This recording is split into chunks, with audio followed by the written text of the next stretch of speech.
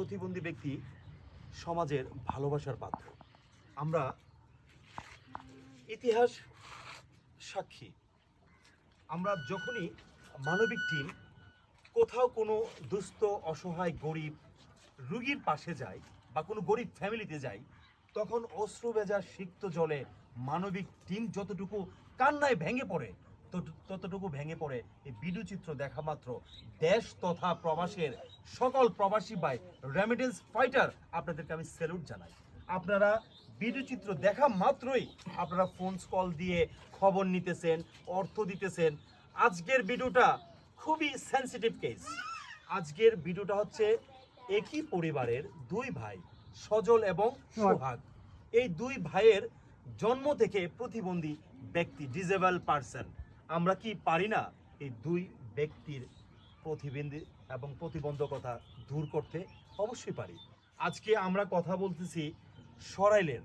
এই সরাইলের দুই ভাই আপনার দেখা মাত্রই, এই পৃথিবীতে এমন কোনো ব্যক্তি নাই যার কোনো চাহিদা নাই, কিন্তু আজকে দেখেন এই ডিজেবল পারসন প্রতিবন্ধী ব্যক্তি, তাদের আসলে সত্যি কোনো চাহিদা নেই।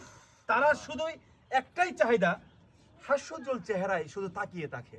আপনারা একটু ক্যামেরার পুরো অঙ্গ প্রত্যঙ্গটা দেখান, এই ভাইয়ের পা দেখান, পা কোনভাবে অচেতন অবস্থায় দুই সাইডে গিয়ে রয়েছে, তার কোনো সেন্সই নাই।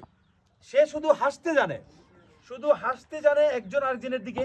দেখুন আপনারা তাকায় হাসতেই জানে। সজল আপনার দেখতেছে সোহাগকে, আর সোহাগ দেখতেছে সজলকে। এইভাবেই তার অসহায় বাবা রফিক ভাইয়ের সাথে আমি কথা বলেছি।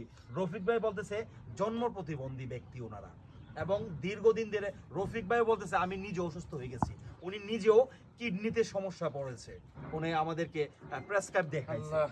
আমরা কথা একটাই বলবো, দশে মিলে করি কাজ, হারি জিতি নাহি লাজ।